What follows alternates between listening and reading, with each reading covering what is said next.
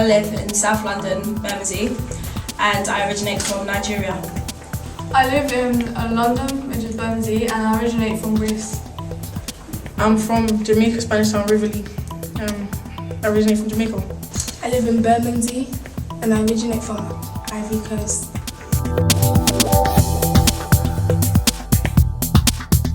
Morals and values, that's what culture means to me. Well, culture means to me something like what you believe in, like where you come from, and like your traditions that you follow at home and abroad. Culture is like, to me, is a way of living. Like your background, your religion, your ancestors, and just your background, innit? Your roots come. In my eyes, culture means a lot to me because back at home in Greece, they do the normal culture, which is different than in London. But in London, I'm more likely to mix with other culture.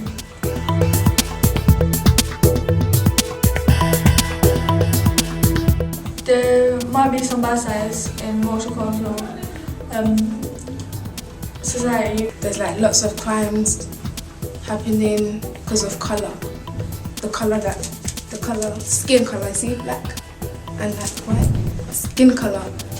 People have their own opinions and they might think different than other people, so there might be a misunderstanding. But we're all the same people. If you think about it, we're all one put together. Just different colour, different religions, tradition that you have to follow, but then again, we're still a team, like one team. I feel like multicultural society is good because you can see how different cultures made a contribution to building London.